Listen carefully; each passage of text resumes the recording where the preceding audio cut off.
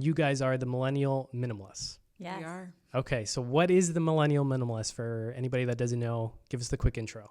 We built this podcast back in 2018. We help people simplify their lives and live with greater intention every day. And it's super rewarding. We started the podcast again 5 years ago. And my goodness, it's been an amazing journey thus far. Lauren is the innate minimalist, and I am the minimalist adopter. So that's a dynamic between the two of us. And we have one-on-one conversations where we talk about our lifestyles and our experiences and our tips. And then I also interview best-selling authors about their experiences, their books, and their insights to share additional information on this lifestyle and how to better your life. Those conversations with the authors and everything, is that all based around minimalism? Yes, everything is focused on personal development. So minimalism is about living a simpler, more intentional life. So we can talk about everything, which is the most amazing part of this topic. And, you can never run out of things to talk about. So I've interviewed everyone from Gretchen Rubin. So she's a huge New York Times bestselling author. She talks about, she has a book called Outer Order, Inner Calm. So it's like once we have outer order, we will find inner calm. We talked with Nir Eyal, who talks about how to manage distractions in our everyday. We talk about how to live more mindfully, how to be more focused at work.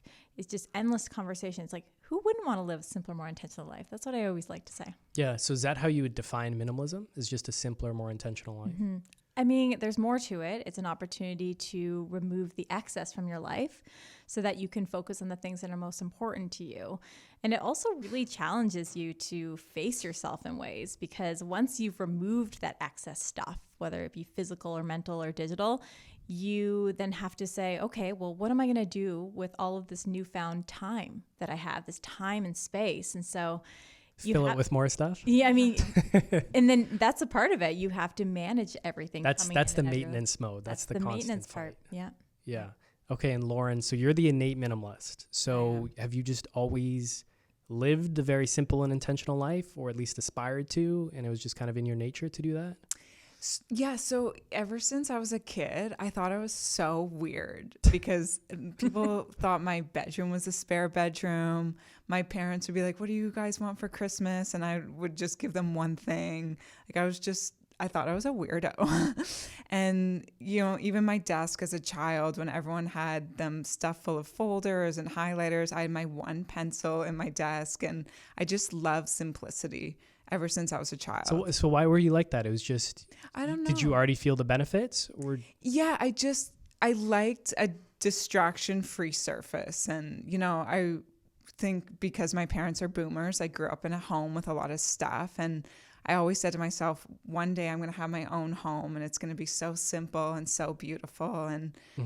And yeah, even once I was older and had that home, it was just anyone who came to my place, they'd be like, "Oh, did you just move in?" And I had lived there for 5 years. But yeah, I've always lived this way. And when I found the documentary came out on minimalism by the Minimalist, it was the first time that I was able to define my lifestyle and realize that how I lived, other people actually aspired to live that way. And people wanted simple, as Kelly would say, simpler, more intentional lives with less stuff. So I felt like I was onto something. So these guys, the Minimalists, they came out with this documentary. Would you guys say these guys brought minimalism to the mainstream? I would say, yeah, absolutely. They are one of the initial pioneers behind the movement. There's a lot of people in this space, from Leo Babauta. He has a blog called zenhabits.net, and he's one of the top 25 bloggers in the world. There's I just interviewed him last week. Joshua Becker, he's a father, so he gives the perspective of being a minimalist as a dad. Mm-hmm. And then we came in and we said, hey, here's a female perspective, and 2 young millennials who are adult children who don't want their parents' excess stuff. It's a major problem, as Lauren said. The boomers, we both grew up with so much stuff, and we learned we don't want your stuff. And we have many listeners who are in across all generations. It's not just millennials. We speak to Gen X. We speak to the boomers. A lot of the boomers want to know, what should I do with this stuff now that my children don't want it, right? So there's a lot of questions that we get to answer. So do you think there's like a foundational difference between boomers and millennials in general with how they treat stuff? I mean, yeah, absolutely. I think boomers they're in a generation where their parents didn't have a lot of stuff. So it's a learned behavior that, hey, the more you have, the more successful you are. And so they clung to their stuff. And then now we're in this society where like, we don't want your stuff. We feel lighter and more free without that stuff. And, Joshua Becker always says, a lot of people, maybe the life that you've always wanted to live is buried under everything you own. And I think that's a great line because it just reminds you, it's like, wow, like this lifestyle helps you remove all that excess so you can really see clearly and see what truly lights you up as well. So how do you make the connection between the stuff you own and like the life you've always wanted? Mm-hmm. Like where's the connection there? Yeah. So a lot of I know it goes deep, and trust me, I've gone down this rabbit hole, but I want people to see that connection. Like, what does all this extra stuff or clutter have to do with living a better life? Well, a lot of the time we cling on to things because we don't want to face the reality of things, right? So we hold on to all this excess stuff thinking that it's going to make us happy, when really it's just a distraction.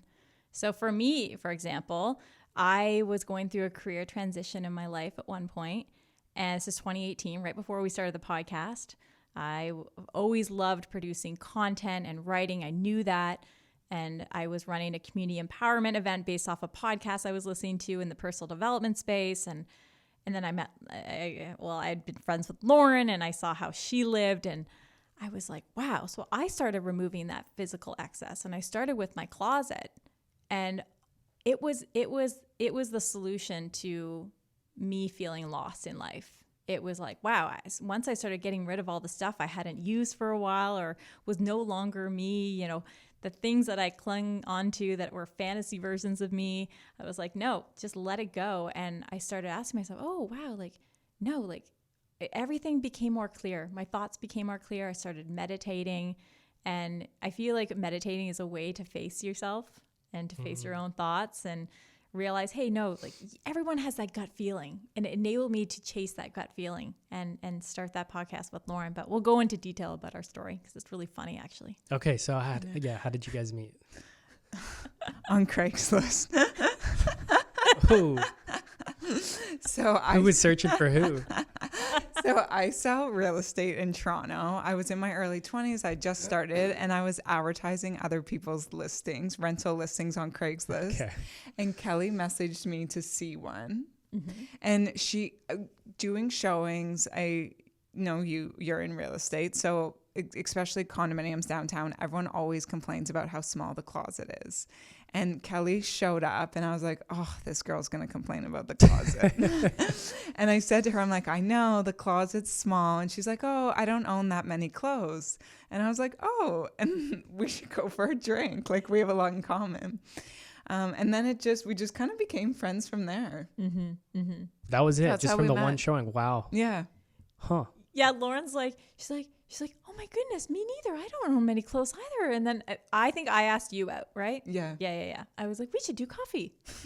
So did you guys, you're always doing this, but did you intentionally go down the minimalism rabbit hole before you started decluttering your closet? So it was actually our friendship. So spending more time together.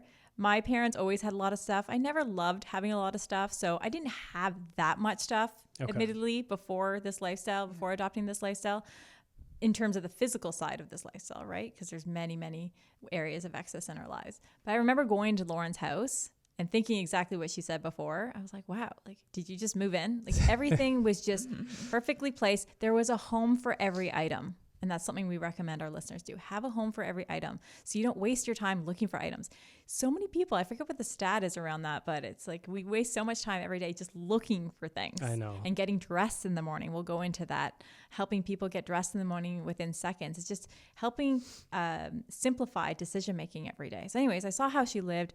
I started decluttering my closet, and then I started meditating, and then I started writing down my thoughts, and I started simplifying every other area of my life. Like, you go on down this wonderful rabbit hole. It's like you declutter one area, then you start decluttering other areas, from, your relational clutter to your spiritual clutter. There's so many areas of excess. Yeah. Once the ball starts rolling, you really build up momentum, and you're like, okay, what's next? Yeah. What's next? Yeah. Yeah. It is a rabbit hole, eh? That's exactly how it happened for me. Like, once my girlfriend came over and she's like, she just made this one little comment. She's like, you know, you have a lot of like knickknacks like in your room. I'm like, what are you talking about, knickknacks? Like, these are souvenirs from my travels. Like, what are you talking about, knickknacks?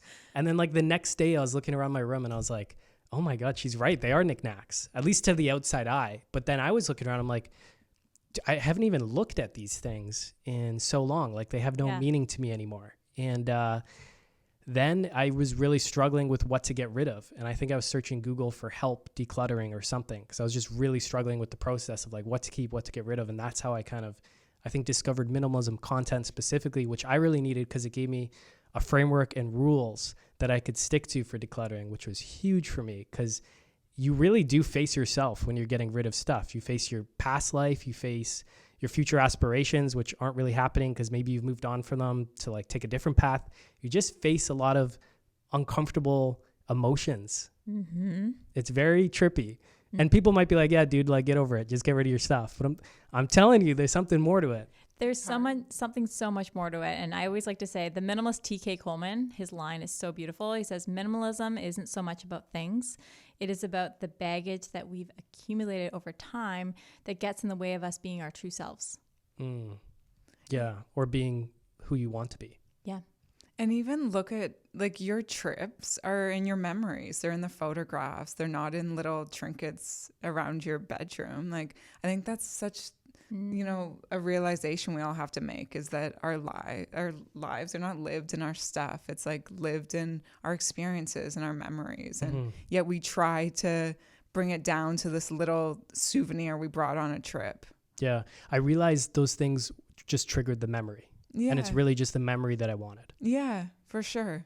And then I realized I didn't need the actual thing. I just needed to trigger the memory. And so a lot of those souvenirs that I gave up, I just took a photo of them. Yeah, which you can do. And now they don't clutter up things, but I can go back and look at that photo. I'm like, oh yeah, I had this ridiculous stingray hat. It was like a plush stingray hat that I bought when I was a kid at the Vancouver Aquarium in the gift shop. And it was just in my closet. Like, I didn't have it out, thankfully, in my 20s, you know, in my room. But I was like, why am I holding on to the stingray hat? Like, just take a photo of it and move on with it. It just became so ridiculous after I realized how many knickknacks I kind of did have in my life. But in your guys' own journey, what were the benefits? I feel like you've always just lived this life, so I'm not sure if there is maybe as much of a contrast as you might have, Kelly, with some of the benefits you had when you started decluttering. Well, for Lauren, I mean, you can speak to this, but she realized that she's an innate minimalist when it came to the physical things. But other areas of excess, like mental clutter, emotional clutter, spiritual clutter, digital clutter, relational clutter, those are all areas that Lauren realized, like, I need to work on that as well. So yeah, for sure. Or even calendar clutter. Like, you can, my condo was empty, but like my calendar was jam packed. So it's definitely, you know, people think you can get rid of your stuff, but there's so many areas. And I still struggle with mental clutter and emotional clutter, and, you know, finding ways to meditate and to clear my mind and like live a calm life, because that's the way my physical possessions are. But yeah, like Kelly said, there's so many areas. And you guys notice an ongoing benefit from sticking to this practice? I mean, absolutely. I mean, for me, I'll start by saying there's 5 ways that this lifestyle has completely changed my life for the better.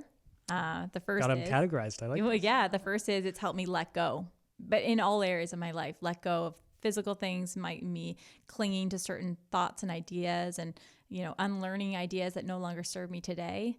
You know, we learn so many ideas as a child, and then we grow up and we're like, wait, that doesn't really, I don't really associate with that anymore. So it's realizing that. It's helped me live closer to my values and, you know, see my family, be intentional with my time, where I'm spending it.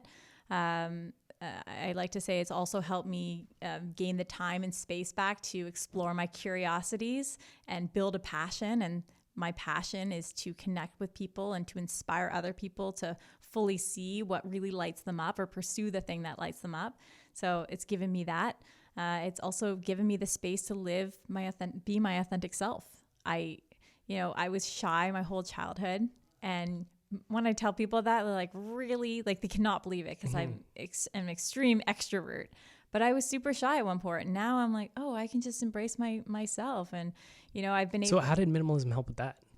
Oh my goodness. Like, it enables you to be more mindful and more present in your everyday. Once you clear the excess, the distractions, you're more at peace within yourself. So then you can go out in the world and just embrace yourself.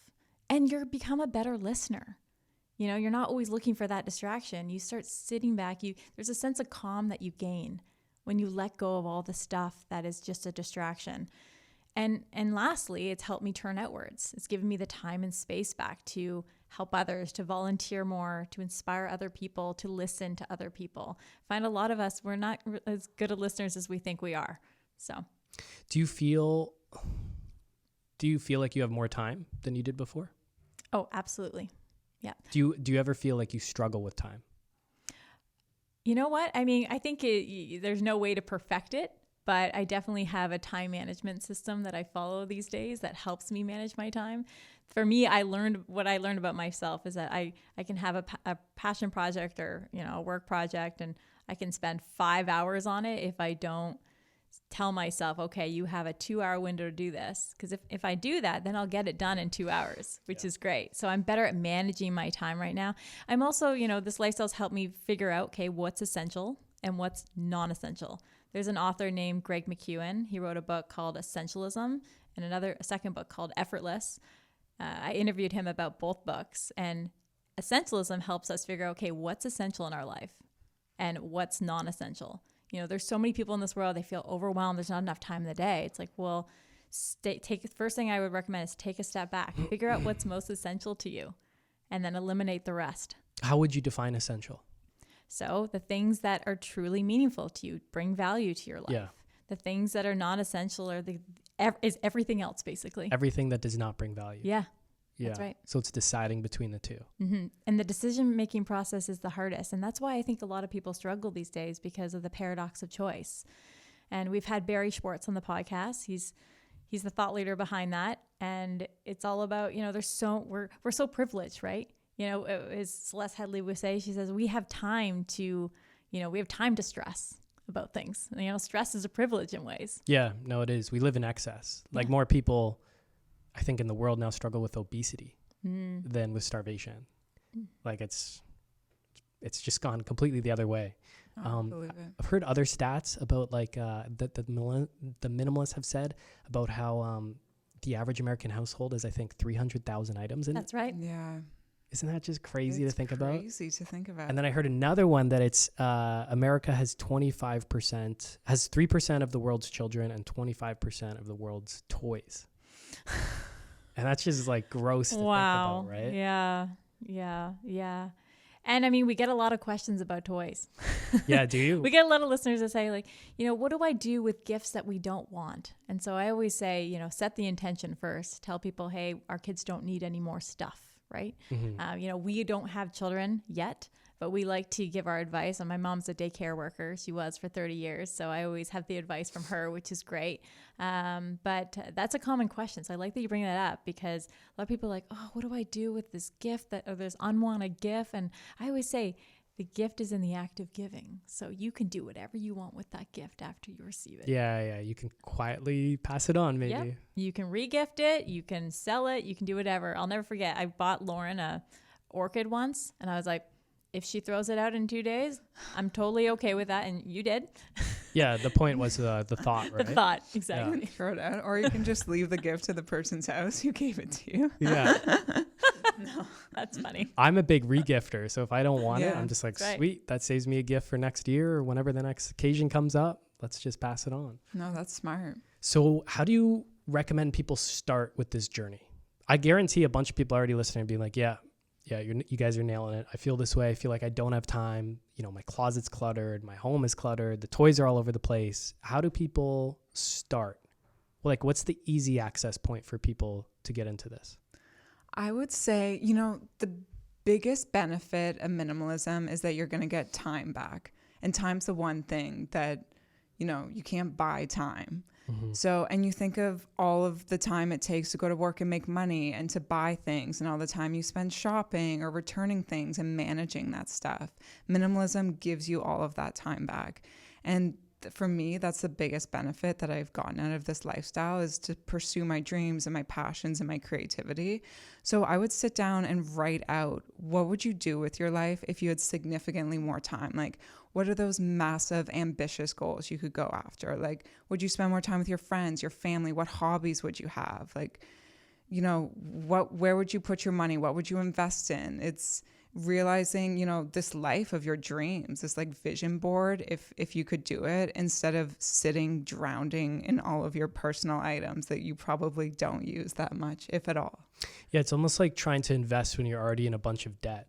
It's like you might be better off just getting rid of the debt before you start investing, because it's like this huge headwind pulling you back. Yeah. And just cut the excess. It's like discipline through subtraction. It's like get rid of the stuff holding you back, and then you're free to move so much more faster and quicker and better, because you don't have the stuff dragging you down anymore. No, for sure. Well said. I always say start with why, just like Simon Sinek's book, start with why. Figure out what is stressing you out the most. Is it the physical clutter in your house? Is it the mental excess? Is it all of the ideas and thoughts that are not serving you?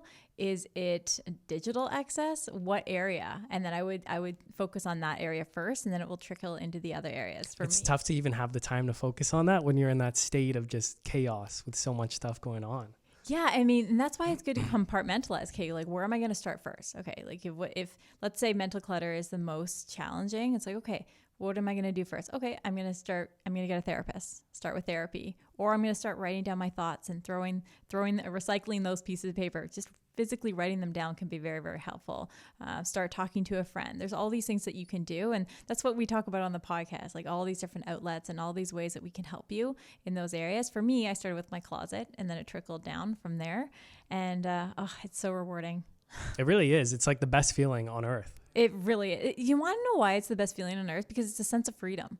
Yes. When you don't have much. So and earlier in my life, like I used to be a model, and I lived in Hong Kong and Tokyo. I got to live in Los Angeles as well, which is amazing. I got to travel the world, and in traveling so much, you learn to travel with a light carry-on, and you don't want to have a lot of stuff.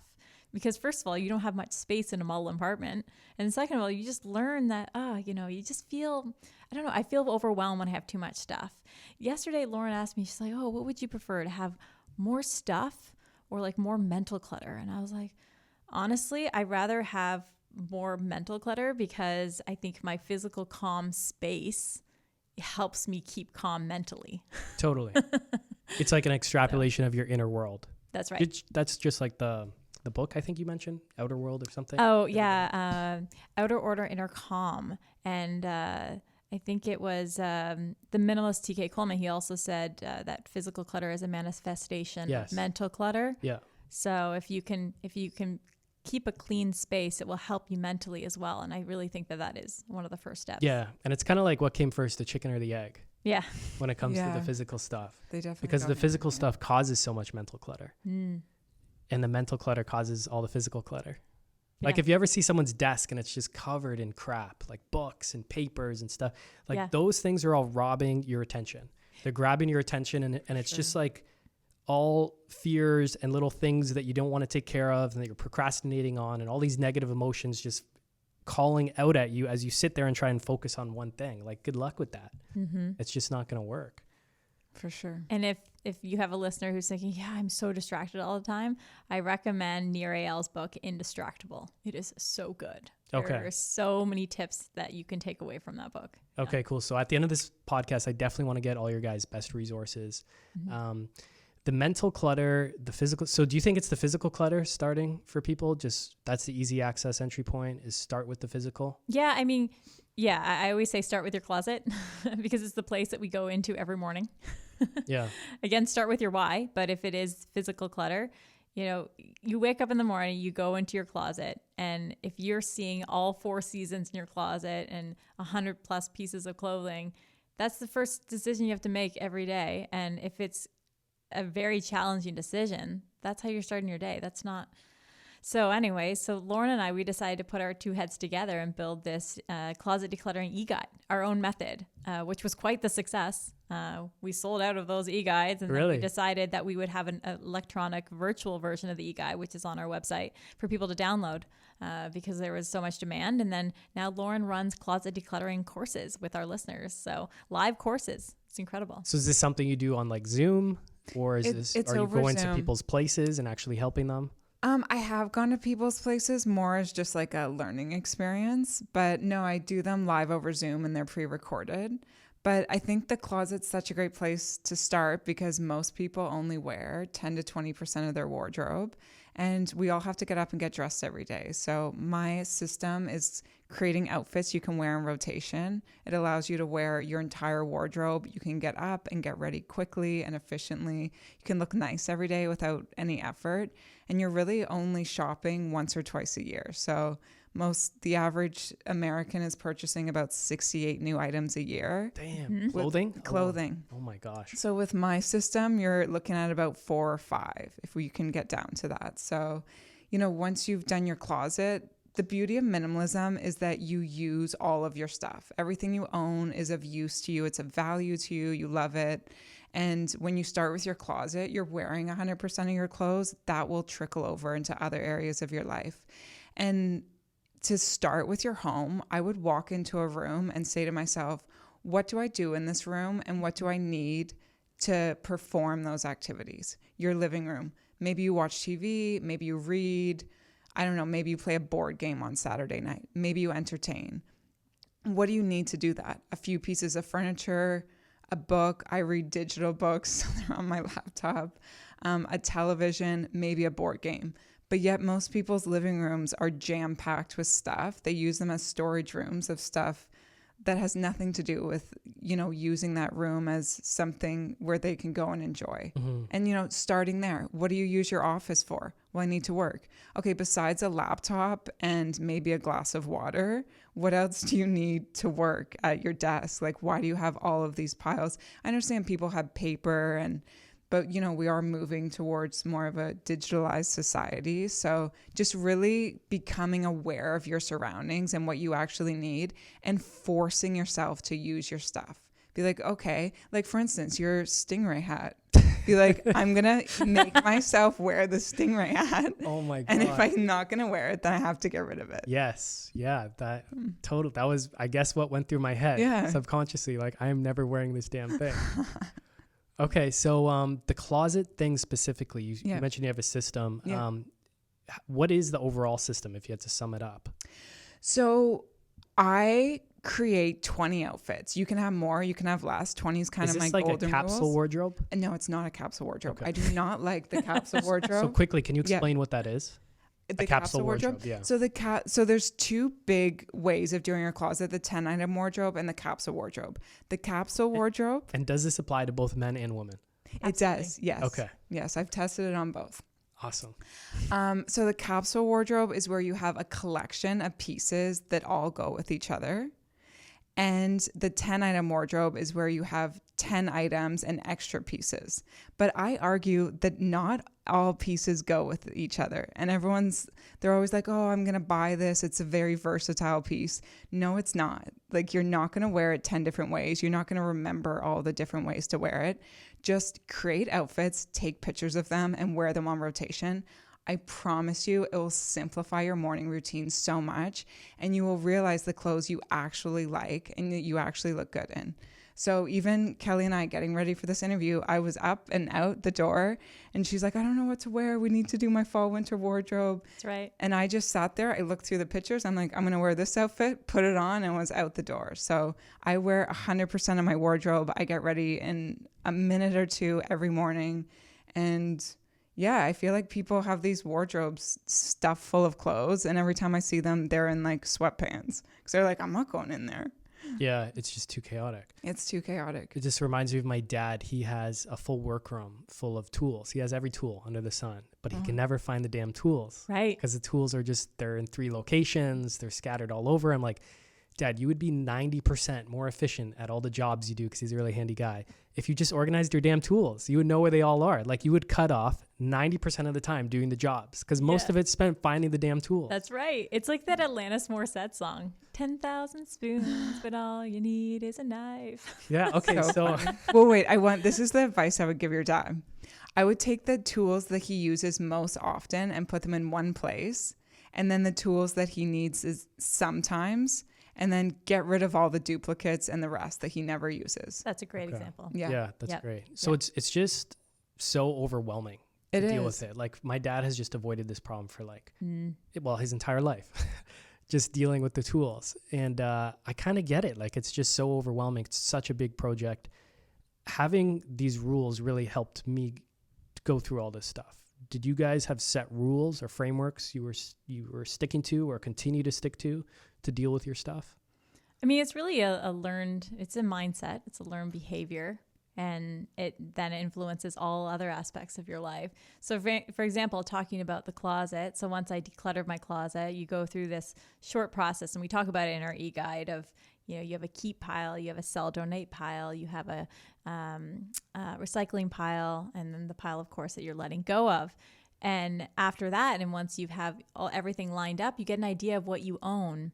And then you start realizing, you can now invest in higher quality pieces because it's really about price per wear.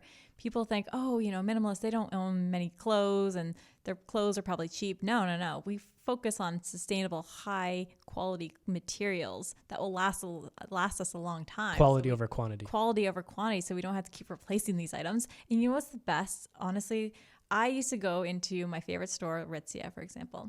And I used to be overwhelmed. I'd be like, oh my goodness, I like everything. I was just so anxious because I liked everything. And I didn't know where to look or where to go. And even now, it's like 2020 specifically, I bought one clothing item all year.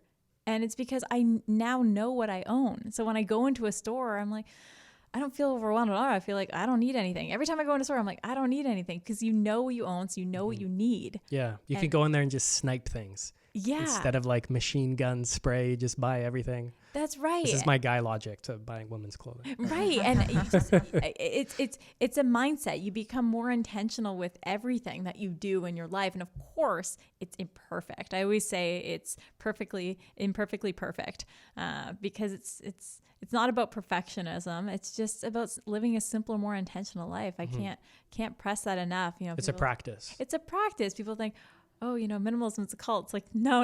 Minimalism is just a mindset for being mindful and living out a life that's true to yourself. And I argue that it's the most fulfilling way to live. Yeah, I'm on board with that. Just the freedom it creates. Yeah. Oh my God. Like there's no better feeling than just decluttering, purging, getting rid of that stuff. So I know people are thinking right now listening to this, especially because we have probably a bit of an older audience. How much stuff do you guys actually own? Because someone might be listening and be like, how do these girls live? Like, do they have 3 spoons, 2 forks? Well, why don't we describe each other? Well, actually, I moved in with my boyfriend about a year ago, so my place was significantly more empty. But do you want to do that? Yeah, let's do that. So Lauren's space before she moved in with her boyfriend, very, very minimal. It looked like she had just moved in. It looked like a stage place for, a home that someone's going to sell. And I loved it. I remember opening up her cupboard and seeing all the glassware neatly aligned. And I was just like, wow. It's just like really, really, it used to be our recording studio for our podcast. It was always Lauren's home. Then she moved in with her boyfriend. And originally he's a lawyer, so he has a lot of books. He has a lot of stuff. But Lauren was able to just organize it all and go through it all with him. And, we always say if you lead by example with your own lifestyle, other people around you will start noticing the benefits and start picking it up. It's a big part, the friction, right? Between the people that you live with. So Lauren's boyfriend's been so amazing in that regard. He's seen the benefits in Lauren's life. And so he's following suit. And Lauren's house is beautiful, but I know Lauren always, so I just moved into a new apartment and Lauren's like, every time I come here, I feel like it's just like you have less and less and less. Becomes a little bit of an obsession, but yeah. But you've got what you actually use. So you've got maybe your couch, a little coffee table. Oh my goodness. Like it's not like, what's the word, an aesthetic lifestyle? Is that the word? For sure. I mean, minimalism is a certain aesthetic, but it's also a lifestyle, I like to say. And if you walk into my house, you walk right in, you turn left, it's the kitchen with a large island. I accessorize with candles and maybe fresh flowers. Then you go into my living room, and my old living room, I had a couch and a TV and all these shelves and all this stuff that I never watched the TV. So I said, when I move into this new house, what is my intention? Okay, what do I want to do in this room? Well, I want a stand-up desk because I want to work. I want to keep building what we're doing right now. My mission is X. So I have this white stand-up desk. It's very minimalistic. I have a couch, a side table, a plant, another plant.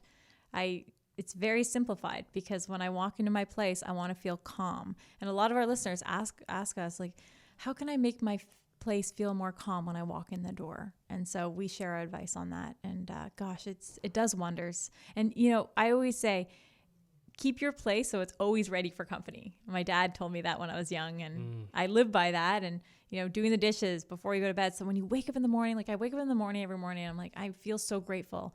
I live in the city and I don't live in a massive apartment, but I live in an apartment that is conducive for my lifestyle and good for one person. And I feel so grateful, and it's like clean and spacious and yeah. And have you ever seen those heat maps of how people live in their home? Yeah. Oh, yeah. Where they only use like a certain Like percentage. 10%, 20%, like anything It's in life, like crazy. the 20/80 thing.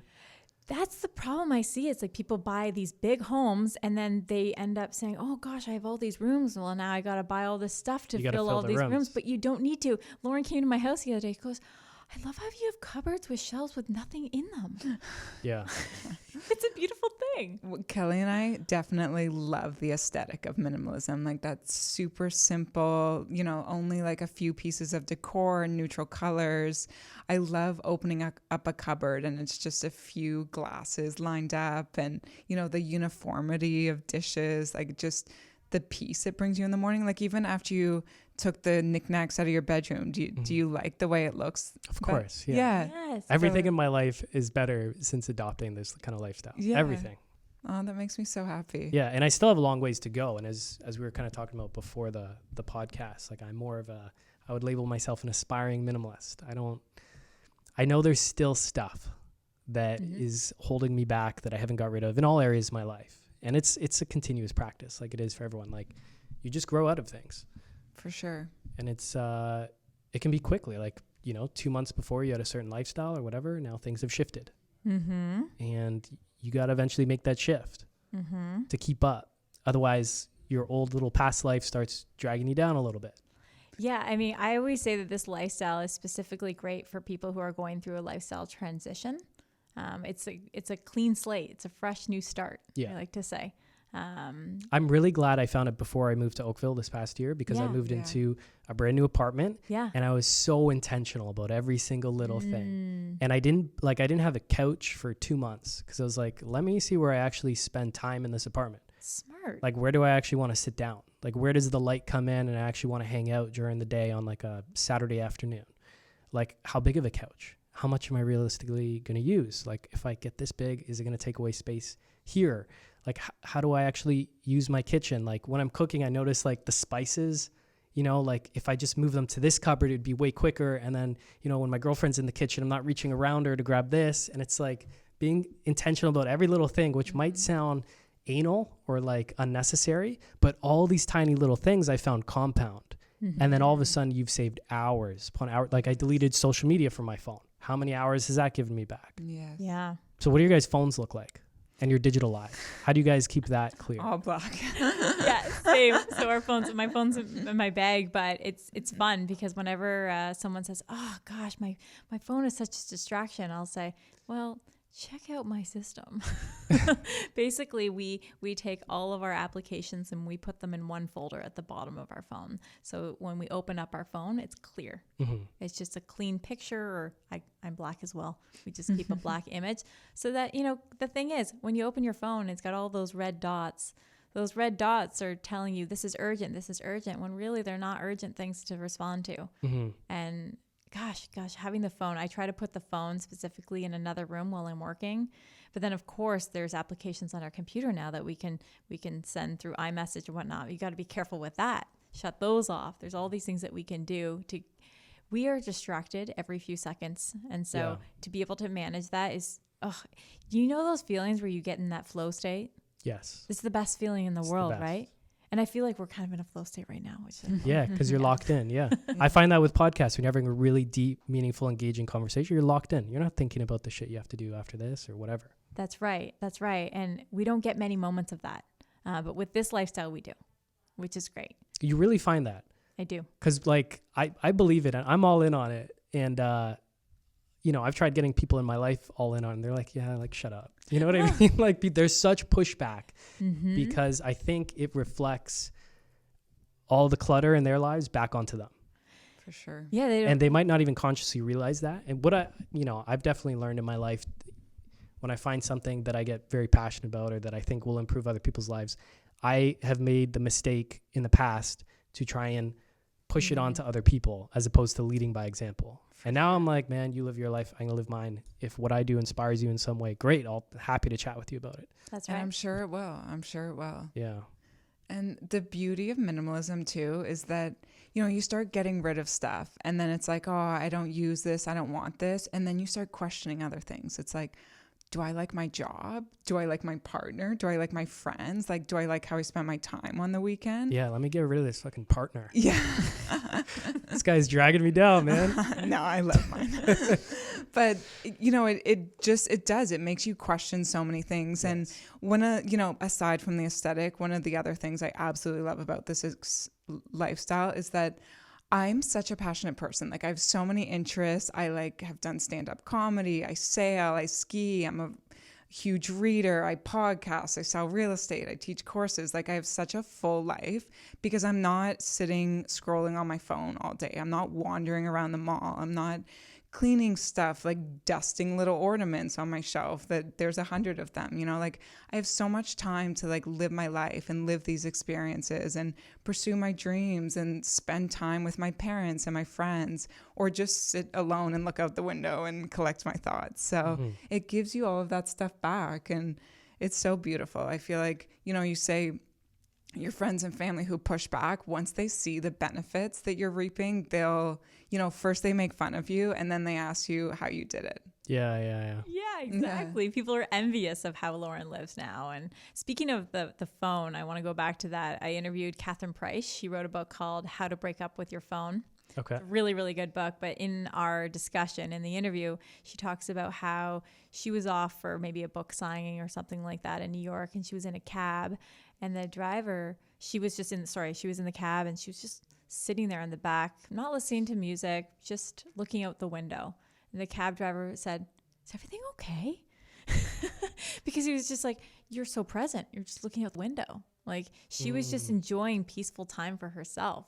She wasn't looking down at her phone. I find a lot of us, we feel the urge to always look down our phone, especially try to spend, and I'm speaking to your listeners, try to spend a full day without carrying your phone outside in the world and see how everyone interacts with their phone. Like you're in an elevator, everyone head down at their phone, right? Yeah. And it's unfortunate because we are more connected than ever, but we're also more disconnected. So, and it's something that we always think about in this lifestyle. It's like we have all this stuff. People accumulate stuff to feel a sense of connection when really we actually need more genuine connection with people. And there's this lovely lady named Tracy McCubbin. We had lunch with her in Los Angeles. She's a decluttering expert to the stars. And she talks about how we end up clinging to our stuff because of an emotional issue. It's an emotional issue for all of us. It starts there.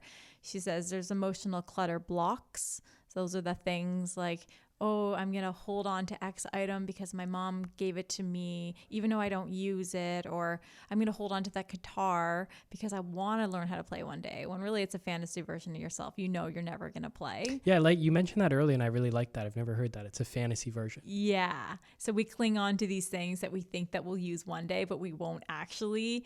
Or we there's all these pressures to hold on to these things. There's these clutter blocks that block us from getting rid of them. Or there's things that we hold on to that maybe are causing negative thoughts to come and arise into our minds, which is not good. It's like maybe you received a gift from an ex or something. It's like, is that serving you today? If it's not, then let go of it. So there's all these clutter blocks.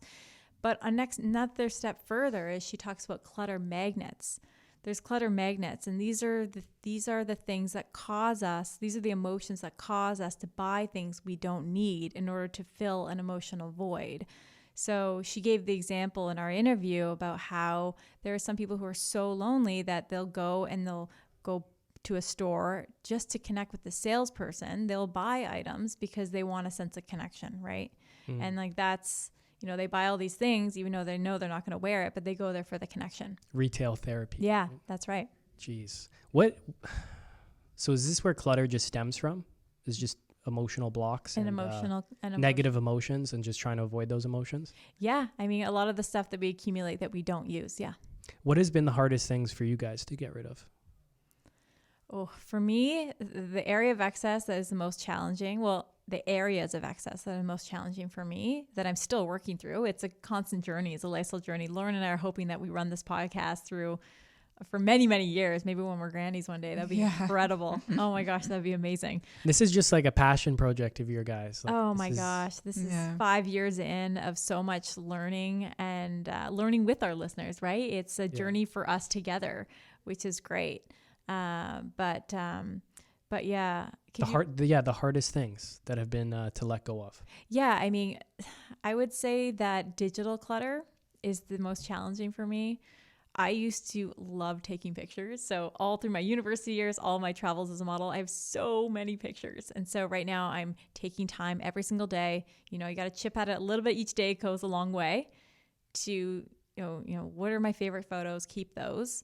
I've got way too many photos in my phone. So digital clutter is something that I'm working on. Although compared to my friends, not as bad, but it's still, I want to be more intentional with that. Lauren and I joked the other day, we're like, if someone ever takes our phone to take a picture of us, you know, like let's tell them like we only need 5 photos, not 25, but not one, because we want to have an idea. Yeah. Well, delete 4 and keep the one. Yeah, exactly. For sure. But digital clutter, and Lauren and I, we're so lucky that we have each other, because mental excess is something that is very challenging for the two of us. Mental clutter is, I mean, we're pursuing our dreams. And sometimes when you're doing that, it's very hard because it's not the status quo, and people around you, your peers, aren't always living the life that you are. And a lot of the time as an entrepreneur, you're working by yourself. And so you feel very alone in that. So I think having, you know, a therapist, having friends like Lauren, really helped me manage that mental excess. Do you guys serve as like accountability partners for each other with the minimalism specifically? Like, oh, absolutely. And your struggles to get rid of things? I'll never forget. We went to an event. Gosh, I think this was last fall. I love gift bags. I've always loved gift bags. But, you know, the freebies that you get. I grew up with a mom who loves freebies. I mean, who doesn't really? Yeah. Right? And I'll never forget the time when Lauren's like, no, I don't want that. No, I don't want it. She's almost like scared of freebies. It's so funny. And now I'm like, no, I don't need that. Yeah. I actually won something the other day. Won something that is really substantial. And I won it. And it was the first time in my life that I was like, I don't really need this. And I'm like, wow, like that's amazing. Like I won an iPad. Okay. And I'm like, but I don't really need this. So it's like, I want to be intentional. So it's lovely to win it, and I'll definitely use it towards something else that I do need. But so you kept the iPad? I kept the iPad, but hopefully I can exchange for something that I do need, right? Yeah, so you could sell it, donate it. That's right. Give it to a friend. That's why I say, you know, the gift is in that active giving. You know, it's up to you what you want to do with it once you get it. So, yeah, you really have to play defense with this stuff. Like you have to put the walls up and be like, no, I'm not taking that. Nope, I'm good. Thanks. Yeah, it's decision making. You know, it actually simplifies decision making, which is great. We have to make so many decisions every single day. And for me, I would say that the most challenging thing for me in my entire life was making decisions, making discrete, concrete decisions. And this lifestyle has helped me become a better decision maker. Yeah, we all suffer from decision fatigue. And it's literally a muscle. And the more decisions you make as you go through the day, you wear down that muscle. And like your point about the clothes, it was easy for you to pick out what to wear because you didn't have to make 19 decisions that kind of wore down on that muscle. So now you're going to have more willpower later on in the day to exercise if you want to exercise, to not snack if you don't want to snack, whatever it is you're trying to do. Like when your willpower is depleted at the end of the day from making these decisions, you suffer the consequences. But if you can just eliminate those decisions entirely in the first place, then you leave yourself a lot more willpower. And then I think being disciplined is much easier. Like, for sure. I've learned for myself, I need to go to the gym the very first thing upon waking up, because it's actually the easiest way to do it, because I'm not thinking about it and like, dreading it later on. Right. My willpower hasn't run out yet. So people here, when I wake up early, I go straight to the gym. Like I told my buddy that the other day, he's like, oh, that's nails, man. I was like, trust me, it's not. Like this is the coward's way out, because it takes so much less willpower to just get up, because I'm waking up halfway in the middle of my workout. I'm like, trust me, like this takes less willpower than going after work at 5 or 6 p.m. Yeah. So I don't know. sure. It just frees up space. Did It you go does. this morning? I did. Oh, amazing. Do you Yeah. put your clothes out the night before so it's like that's the first thing I have to do? And I roll into it and put it on. Yeah. Oh, that is so Yeah. great. Yeah. Oh, it's amazing. And then right when I come home from my workout, I like throw it in the wash, take a shower, whatever, and then I set out the clothes again. Oh, And I'm like, all right, you know that's what you're good. doing. So automatic. Yeah. And so that's another huge thing I've realized is a lot of minimalism is just building systems. Mhm. Yes, I live my life on systems. My Yeah. meals are systems. My closet's a system. So how do you, Everything. so what else is systems? And then how do you actually systematize some of these things? So my closet, 20 outfits, and I do them for spring, so warm months and cold months. So 20 for each? Yeah. Okay. And there you would consider just the 2 seasons, like cold and warm? Yeah. Okay. So not like a 4-season thing. No, I don't do 4 seasons. I just wear a heavier coat or change the shoe if Like you it's layer warmer up or in those colder. little spring fall transition. Okay. So 20 outfits, that's including gym. no, gym and sleepwear is extra. Okay. Yeah. Okay. But just like living your life outfits. Yeah. You can have more or less. It will vary a bit, but 20 is kind of the golden one. And then my meals, I have a list of breakfast, lunches, and dinners that I just make on rotation. And I only have the ingredients and the stuff that I need to make those meals in my kitchen. I feel like you don't even have to try at this. You're just like, yeah, this is how I live my life. What are Yeah, you this talking is about? just What's who I minimum? am. But there's other things I struggle with. Like you were saying, what are you still working on? And I really struggle with mental clutter. Like I'm like, oh, like, I'm sure later today I'll be going to bed. I'm like, should I have said that on the podcast? Did that sound stupid? Like it's that, mental clutter going through your mind, or, I feel like millennials run a little bit on the anxious side, or, I worry a lot. My mom worries. I love her, but I definitely get that from her. So I still struggle with that mental clutter, and I aspire so much to have this like calm, peaceful mind. And calendar clutter. I'm always, anytime someone's like, let's do this, let's go here, let's book this, Yeah. I'm always up for it. And now I have to stop myself and be like, if you have to go to that right now, would you want to do it? I'm like, oh, probably not. No. I'm like, then like say maybe, or I'll let you know, or tell them you can't make it. There's so many. If you don't want to do it areas. now, you're not going to want to do it later. Yeah, I always ask myself that, because there's times, it's like, do you want to go to a Jays game on Saturday? Sure. And then it comes up, it's like, oh, I don't know if I want to go now. Yeah. Well, yeah, I mean, this lifestyle is also about helping us be more intentional with our time, which means setting boundaries, right? And Yeah. Lauren has come a long way with that. I remember Lauren was always, yes, yes, yes, yes, yes. And I was like, oh, I can always count on Lauren to say yes. And then she started saying no. And I was like, oh, but I was like, I respect that. I was like, I respect that. I know, absolutely do. And we, on the podcast, we talk about how to manage FOMO and how to manage FOBO, which is the fear of better options. I mean, gosh, we Social media is just the worst. social media, dating apps. We live in this world where, if something breaks, we don't fix it. We just buy it. We just buy something new, or we go to the next person. Something's imperfect, then we're just, oh, there's another person. It's unfortunate. I think we need to sit back and think, even with our stuff, it's, hey, if this is broken or if this is getting worn out, how can I still use it? Or you're having a conversation with a friend or you're not seeing eye to eye on something, and you sit down, you converse about it. Let's solve the problem versus just leaving the room. And that's the beauty about Lauren and I and our relationship. If we ever have an argument, which is extremely rare, it lasts probably seconds. And What would you guys solve it. argue about? Yeah, that's true. I don't, just like when we're traveling and stuff, but it's so funny. We'll like come to each other in a calm manner and be like, oh, I didn't like when you did this. And we're like, okay, well, we work through it. Yeah. So, Which is good. yeah. Yeah, I think that's important. But I think it's because, we always say, what I've learned in my life is that the whole point of life is to let go of our ego. And so I think living this lifestyle as well, it helps you do that. It helps you say sorry. It helps you be like, oh yeah, I was in the wrong. I'm sorry about that, right? Mm-hmm. Yeah, even just the clothes. I was wondering, like, when you say you have 20 outfits, was it a struggle to get past what others might think of you if you just have 20 outfits, which is a lot of outfits? Yeah, that no one would bat an eye. They like no one notices. Nobody notices, right? In fact, I think I wear more of a variety of outfits than people who have these jammed packed closets and who are always at the mall or just wearing, you know, what's on the floor because they don't have time to figure out what to actually wear. Yeah. Huh. Like I've even some people, I tell them I'm a minimalist and they're like, oh, I would never know. You like you don't look like a minimalist or dress like a minimalist. I'm like, because I wear my whole closet. So I probably wear similar amount of clothing as other people. I just don't own the other 80%. So you guys obviously would identify as like quote unquote minimalists.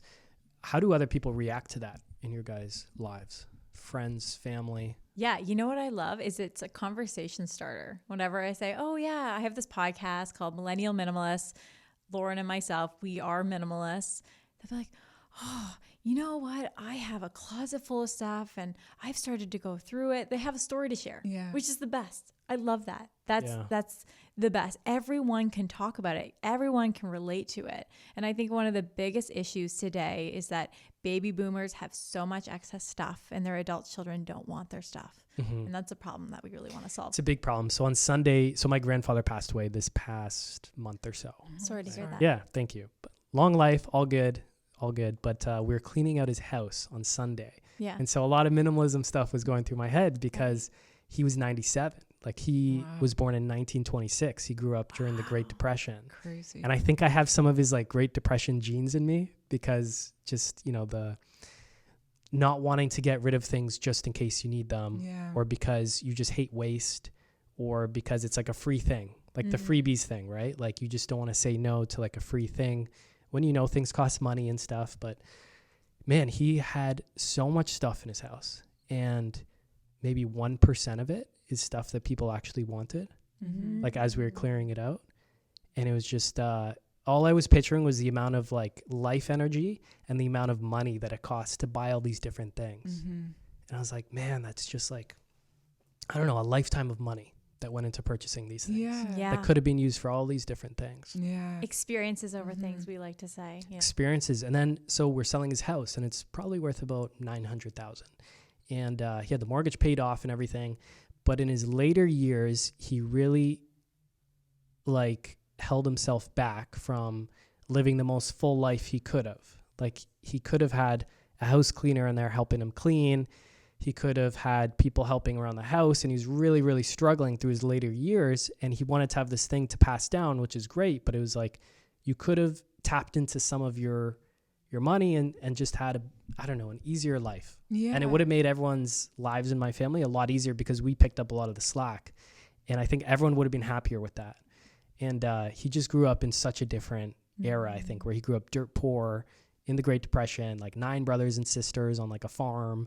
And he just accumulated things throughout his whole life. Mm-hmm. And I think to your point about how it's different for us, you know, that's definitely something to take into consideration. But because it is so different for us, because we have so much excess now, I think you need to fight back against that. Mm-hmm. Were you with your family members going through the things together? Yeah. And what did you do with the excess stuff that you didn't want? Dump. Yeah, got a dumpster on the driveway. You didn't sell any items or donate any? So we held a bunch in the garage actually to donate to Habitat for Humanity. Oh, that's great. Yeah. That's great. And how was that experience for you and your family? Do you think that it brought you closer in ways?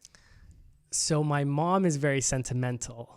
So there was a ton of things that we were like, yep, like dump. Like I was like, dump it all. You know what I mean? Like aside from photos and some very, very, very maybe precious sentimental items, but there's like this old plastic Christmas tree we would use every like family Christmas. And my mom was like, do you know how old this Christmas tree is? This is like 1950s vintage. She's like, I'm keeping that. And in my head, I'm like, all of the stuff I saw my mom keeping, in my head, I'm like, I'm going to be getting rid of that 20, 30 years from now. And it's all this stuff that she's keeping. And I was like, this is how it just gets passed down generation to generation. Mm-hmm.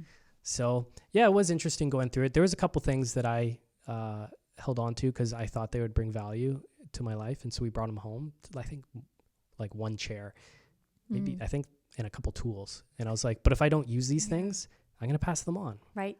I Good. love that you said, you know, it's just 2 or 3 things that really meant something to you and would bring value, or that, you know, brought back that memory of your grandfather. You don't need a whole house full of stuff Yeah. to keep. Yeah. It's tough. It's definitely a practice. Yeah. Mm-hmm. So the sentimental items one specifically, where do you find people struggle with that one? Well, there's a lot of stuff that's sentimental, right, in our lives. A lot of it can be. I mean, I know my dad specifically got a lot of stuff from his family. And, you know, but there are items that are just sitting there collecting dust. If that's the case, you can just take a picture of it. I highly recommend that. And a lot of the items could be useful for someone else. Like my grandmother had all these beautiful coats, and my dad finally decided, let's just sell these coats because they're just sitting in the basement collecting dust, right? And there's, you know, my parents are almost retired. My mom just retired. My dad's still working, but my mom is slowly going through all the items in the basement. And it's been such a rewarding process for her, but also me. She's like, oh my goodness, look what I did. Like, it's so exciting. It is a fun process going through that stuff. It's such a, and it's, even if you don't keep it.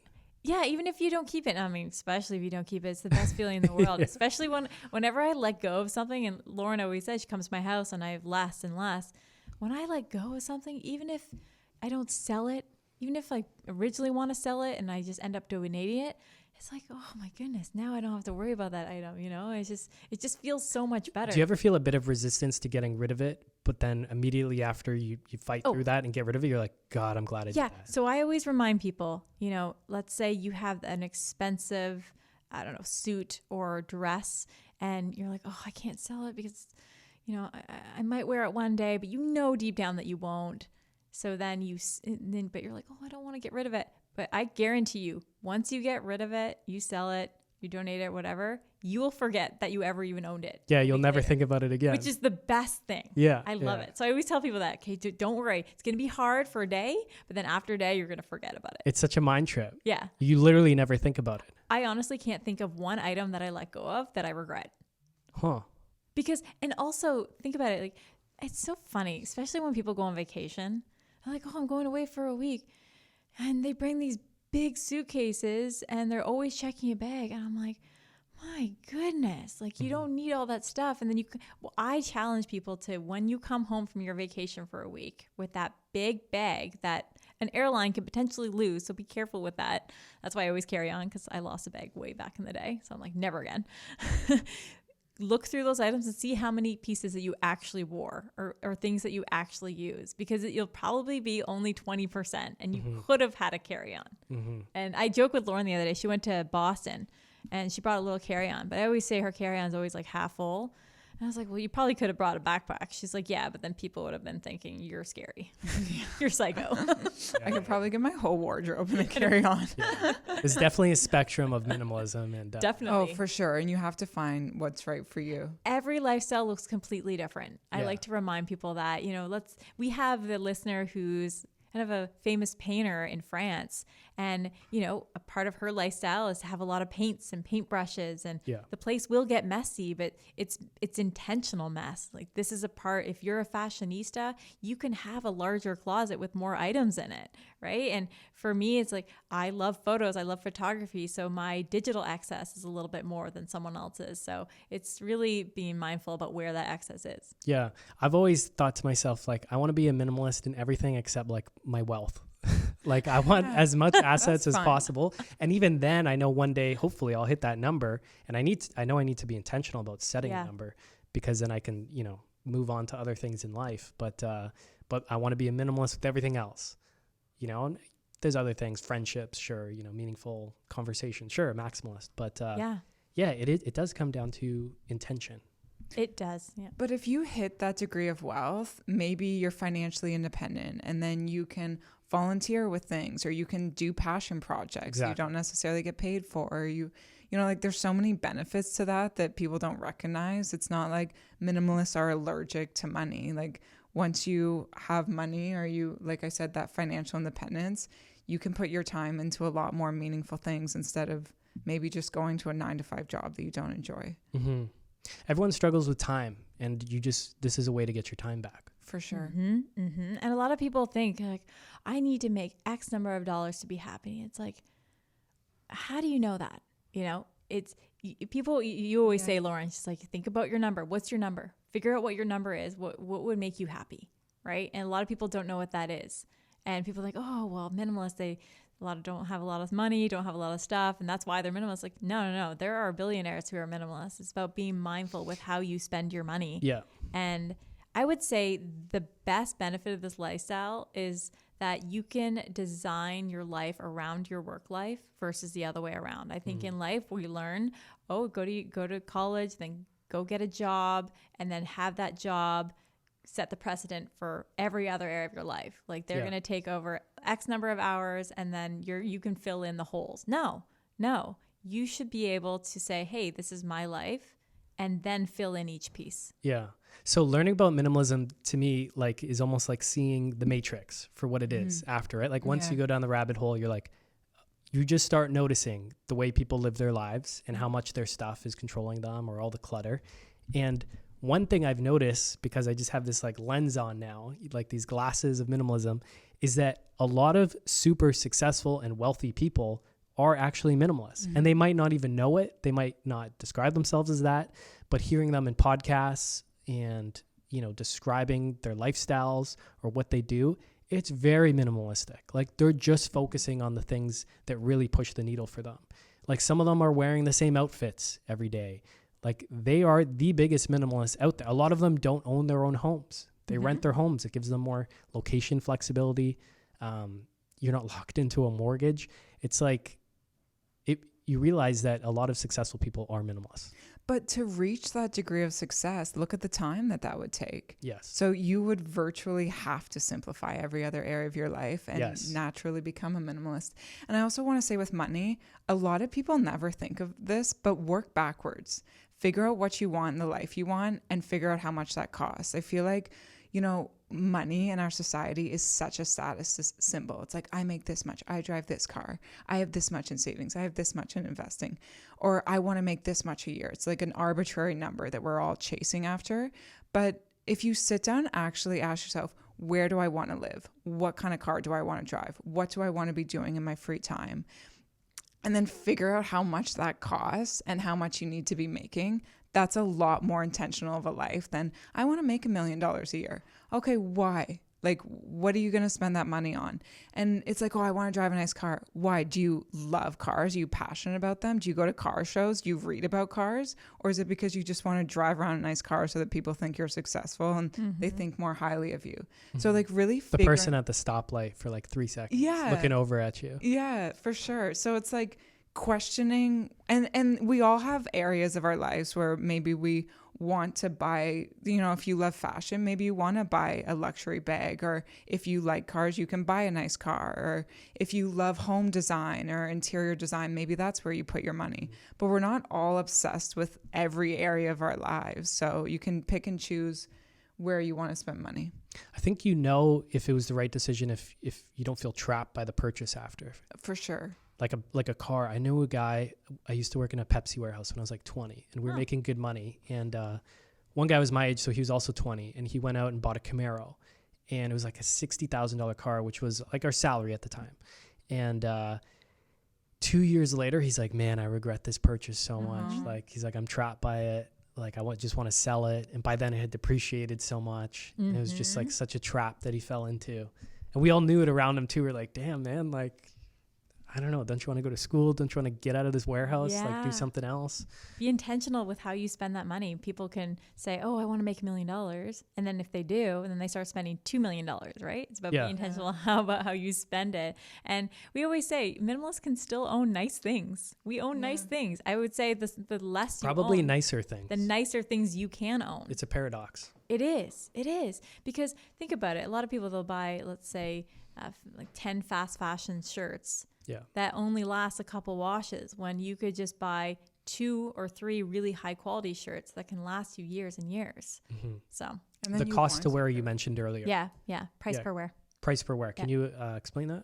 Yeah. Well, Lauren's a go-to with that. So I'll give that to you. So it's taking the item, how much it costs, and dividing it by the number of times you'll wear it. Yep. So if you buy actually I'm going to say you buy a shirt for $100. You should wear it at least 30 times. So price per wear should be about $3 or less. If you buy a top for $30, you should wear it at least 10 times. This is getting the financial price out of how much your clothes are, like getting the worth out of them. So that's just a rule you've set for yourself? That's what I've read on the internet. $3 You're like, I'll is go like, with that. that's like a good for how much when you're spending money on clothes. That's kind of like the rule of thumb. Yeah. So if you're going to spend $1,000 on a jacket, you should be wearing it 300 times. Yeah, something like that. So are there other rules like that you guys? I wouldn't say they're rules. It's just methods that have worked for people, right? Yeah, frameworks for yourself. Frameworks. I mean, I have this tweed jacket, and it's so satisfying when someone's like, "Wow, your jacket's so beautiful," and it's like, "Yeah, I bought it 13 years ago," and they're like, "What? It looks brand new." It's like, honestly, when you own less, and Gretchen Rubin always says this, when you get rid of the things that are getting in your way, you end up taking better care of the things that you do use, right? And so we take really good care and pride in the things that we do own. And so they last a lot longer. We feel better every day. I feel better in my clothes. You just feel, it just, when something hits you in your life that's challenging, you know that you have built a foundation that is simplified and that keeps a sense of calm in your home and in your mind, and that makes it easier to work through. So where do you guys see people get tripped up with this stuff? What holds them back from adopting this for themselves? I think it's the fear of getting started. It's just overwhelming, especially if there's clutter in all areas, right? Where do I start? Again, it goes back to the drawing board of what is your why? What is stressing you out the most right now? Write a list 1, 2, 3, 4, 5. Number 1, start there. I would say that. Okay. Yeah. So you start with the biggest thing. I would start with the biggest thing. It's just like at the top of the day when, let's say it's a Monday morning and you're just dreading one thing that you need to get off your list. Do that first. Then everything's easier after. So I think the hardest part too is people don't want to admit that they have spent all of this money on all of this stuff. That's the hardest part for me. And they're like you dummy. Yeah. So you absolute dummy. How many years of your life have you traded for these stupid things? I know. And it's like, ignorance is bliss. I'd rather just sit in my home. Oh, it's so painful. Yes. So but the earlier you start, you stop the bleeding. You stop it. Yeah. And the thing is, you won't have to manage that stuff anymore. So you'll get your time back. And you will be so ruthless with purchasing stuff in the future. And there's so many times, like even having done my closet this way, I can look at a piece of clothing and be like, is this something I'm going to wear for 3 years? Or is this something I'm going to wear twice and get rid of? And when you're purging your stuff, you're going through your stuff, you're like, oh my God, I just shop for entertainment. I buy this little trinket. I use it once or twice or play with it like a little kid. And then I just throw it in the corner and don't look at it again. And once you're aware of that, you will stop doing it. It bothers me to see people get caught up with their stuff. Cause I know I'm just like projecting onto them. Like it's a reflection of like what I've found myself to do or what I've regretted about past decisions, like buying stuff I didn't need. And when I see other people doing it now, I'm just like, oh man, like don't do it. And it just like eats away at me, but I know I'm just pissed off at my former self for spending all this money on stupid stuff. But you have to start somewhere. And I have to tell you, once you get to the other side, you're like, oh, this was so worth it. Yeah. And the problem is people are like, oh, I don't know where to start. Or if I do know where to start, it's like, I don't have enough time. So I recommend, we all have the same amount of time in a day. I recommend habit stacking. It was BJ Fogg, I believe, who's a professor and best-selling author who talks about habit stacking. So if you already built a positive habit, add a new habit onto that habit. So for example, I have my morning routine. I love my athletic greens. I have some food. I exercise. And it's like, and I brush my teeth. I'm always brushing my teeth. I brush my teeth too much. People always make fun of me, but brush teeth maximalist. If you have, exactly. If you have you just make it an extra 5 minutes in the morning, declutter some photos on your phone, tidy up your kitchen, just take 5 minutes and it will stack up every day. I always say, for example, if you want to lose weight, it's a tiny process. So start by just driving to the gym and back. That's one step. Then go into the gym, go for 10 minutes, go for 15 minutes. And each time you do it, you'll get better and better and better and better at it. And then you'll see results, right? So it's a slow progress with anything. And it goes back to systems and habits. It's all habits. Yeah. You have to change your habits. You have to let go of some bad habits and adopt new, better habits. And we actually talk about that in our upcoming episode. So This actually feels like a productivity conversation, almost For more sure. so than anything else. oh my gosh, with this lifestyle, you become more productive in all areas of your life because you have more focus, right? You have more calm, and so you can focus better. And yeah, it's One thing on the phone. So I decluttered a bunch of photos that I had and great. deleted a bunch of duplicates and stuff. And then I organized my pictures into different little albums. So, you know, when you want to show someone something from a vacation you took or something you saw and you're like, I just can't find it. And you're sitting there for like 5 minutes Yeah. scrolling and you're like, you know what? Like, forget it. But like the thing, it was cool. And you just go back to trying to describe it again.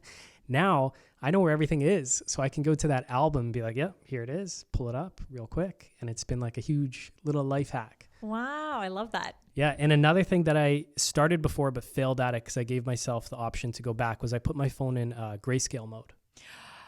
Yeah, I have an opinion on that. Yeah. How did that work for you? So I had set it up as a shortcut on my iPhone where you click the side button 3 times and it can toggle back and forth between color and grayscale. Oh, And neat. so the reason I did grayscale is because I heard that you across the board use your phone 30% less if your phone's in grayscale versus the colors because it just doesn't engage your brain the same way. Interesting. But because I gave myself the easy out, I'd, started off great, like any habit, and then I'd switch back, more and more frequently. And then eventually I was just back to all color, never went to grayscale. So now I just switched it. So now it's huge pain because I have to remember how to even change the setting in my settings app and go through and find the grayscale color filters and switch it. And I always forget how. So now it's just stuck in grayscale. And like instantly I'm just like, this thing sucks to look at now. Like I don't even want to look at it. I love it. But it is annoying when you want to show someone a photo, for example. And they're like, what the hell, man? What happened to your phone? 100 years ago. But I would say, like a lot of things, you have to think about the bigger picture and the net benefit. So the net benefit to my life is having my phone in grayscale because I use it way less. I get more of my time back for whatever, for more important things. But the small little negatives, and there's little small negatives with anything, right? Is that like it's a bit annoying sometimes if I want to show someone something. But then it's like, who cares? The net benefit is there. That's Oh, right. for sure. Well said. Yeah, I that love is. that. You're challenging yourself. I am. That's what this lifestyle is all about. Yeah. You know, if your life isn't what you want it to be today, then you need to make some changes. And it usually starts with your habits. I think minimalism is the most underrated aspect of personal development. For sure. Oh, absolutely. I mean, it is personal development. That's what it is. True. Yeah. It's I always like to say it's a way to face yourself. And that's the scariest thing. And that's why people get scared to start. That's why you had some responses from people in your life. They're like, oh no, I don't want to deal with it. I don't want to deal with it because even though I know that the other side will make me happier. So knowing that, we just need to really push that forward. Okay, it's going to make you happier. Yeah. Everything is going to be lighter. Well, so when I got started, I was still living at home with my family. Oh, wow. Okay. And so it started with my bedroom. Like that was my own space, full, complete ownership over it. So I started purging everything. And like you guys know how it goes. You get on a roll and you finish with one thing. You're like, what's next? Like I'm getting rid of everything. Like there's nothing left after this. And you just get on a huge roll. And what was next for me naturally was the rest of the house. But it's not my house. It's my family's house. So I started questioning all these different things. Like, guys, do we really need this? Do we use this? And I just got on everyone's nerves. And everyone was starting to get pissed off with me. And now looking back, I get it. Because they weren't in the same mind frame, the mindset. They weren't diving down this rabbit hole. So for me, it was just like a huge push for me to just get out of the house, move out. Because I could just create my own space. And I didn't have that pushback from people. Yeah. Now, have any of your family members adopted this mindset at all? Or are they seeing the benefits that you are getting from living a simpler life? Probably. Yeah. They haven't admitted it. They have. Yeah. Well, it's But great. in small ways, possibly. Over the past 5 years, Lauren and I, we have seen our mothers come a long way. Yeah. And it's really beautiful to see. I get messages from my mom. She's sending me, oh, look what I did with the cupboard. I decluttered it and organized it all perfectly. And she gets so excited. And I'm like, this is amazing. I never told you to do anything with that cupboard. I never told you to clean out X area. But I remember when I started the podcast, it's funny. Lauren and I like to joke around too, and we'll send each other pictures. And I took a picture of my family garage because my dad had bought something to store all these boxes he doesn't use. And it was like, you never want to buy something to store things you don't use. Yes. And, I felt bad because my dad was so excited. He's like, look what this compartment that holds all this stuff. And I'm like, yeah, but do you use all that stuff? He's like, yeah, maybe not, It's like we recommend going through your stuff before buying new stuff, right? You want to declutter the stuff and then get whatever you need to organize the stuff if you need it. Yeah, So. I wanted to ask you guys about that, like getting rid of stuff versus organizing it. Oh, it's completely different. Yeah. Two different things, right? Like when you're organizing the stuff you should be keeping. Well, I mean, there's the show, The Home Edit. I love the show. But, we have our own criticisms. It's, they help families organize their spaces, but the families aren't there with the organizers in the process. So the question is, how are they going to learn the behavior, right? How are they going to learn those habits they need to sustain this space in an organized way, right? So we really advocate for people working together in the process so that they learn how to maintain it. Right? The whole idea is like, oh, well, I'd love to see what that space looks like 2 months later. I'd love to see how the people have maintained it, right? Yeah, it's like the weight loss shows. Yeah, exactly. You got rid of the weight. Can you keep it up? That's right. You need to learn the behavior. You need to learn the system, as you said before. Yeah. And at the end of the day, organizing takes time, which is fine. If you want stuff and you want it organized, great. I don't want to spend my days organizing 20 sweaters I don't wear. I want to spend my time out living life, experiencing it. Like, not to be cliche that life is short, but it goes by pretty short, quickly. man. Yeah. Yeah. One of the few apps on my phone is a death countdown timer. Oh, I need that. And it sounds morbid, but the theory behind it is like, if you go on a vacation, you have 7 days in one place, you really value every single second and minute in that space. If you've got 52 years left, which is about what mine, and it's going off averages. Hopefully I'm healthy. I live longer. Yeah. But let's go with the 52 years. Holy shit. I can't waste a single day. Yeah. I love that. I calculated because it's like the average person lives to 79. So I calculated how many days that was and how many days I've lived. And I was like, oh my God, I only have this many days left. So yeah. It does. It like puts a timeline and it makes a big difference of where you want to put your time. If you want to spend it organizing, well, that's your decision. But I'd rather just have less stuff that I don't have to organize. I mean, the average person lives 1,000 months. When you put it in that way, it's really scary. Yeah. You're trading your life energy, your money that you earn to just buy this stuff. Yeah. All right. So where can people go to learn more, to dive into your content? Oh my gosh, absolutely. I didn't realize you had so many big name people in the minimalist space and all these authors and stuff on the show. That's awesome. We have some amazing guests. We have a guest interview every month. We've interviewed so many best-selling authors. We even interviewed Dr. Jed Brewer. He's a neuroscientist. He talks about how to unwind our anxiety. We cover all topics of excess that get in our way. And you can find us everywhere you listen to podcasts at Millennial Minimalists on Instagram and Facebook as well. And we specifically chose those two social media platforms because we are minimalists and those are the platforms that give us the most value. Okay. And on the website, you mentioned you had some resources. Yeah, you can go to our website to learn more about us, our closet decluttering e-guide, as well as our live courses with Lauren at mastersimplicity.com. Okay. Yeah. Is there anything else you guys want to share? Perhaps best books or resources or things that helped you guys in your journey? So I just want to end my last thought. This is not a life of deprivation. I think people are like, oh, I don't want to get rid of all my stuff. Like, with this, applying minimalism to your life and living this lifestyle, you get back so much more than you will ever get with a garage full of stuff or a closet full of stuff or a living room full of stuff. Like, you cannot put a price on your time and your relationships and your dreams, and you will be able to have time to pursue those instead of wandering around a mall or skimming a website or looking at your phone all day. It really puts things into perspective. So I don't want people to listen to this and think it's a life of deprivation, because it is the complete opposite of that. Dope. Yeah. I would challenge your listeners to think about what is their ideal version of what is their ideal lifestyle for them, and how can they simplify their life? How could they live with greater intention? I would inspire everybody to take a step back. That's something that a lot of us don't do. Take that time to step back for you, start writing, speak to someone. If you know, like everyone knows if they're not pursuing something that is meaningful to them. Mm-hmm. It's that feeling in your gut, you know. And life is short, as we said. So take a moment to figure out what that is. If you already know what that is, start chipping away at the things that you can let go of so that you can pursue those things that are most meaningful to you. Dope. Love it, guys. Thank you guys so much for coming in. Really appreciate it. Yeah, Absolutely. this was so much fun. Thank Yeah, you so much cool. for having us. We could talk forever. I know. Yeah, I could go We'll do it forever. again. We'll do it again. Yeah, Thank for you so sure. much for having us. Yeah, no problem.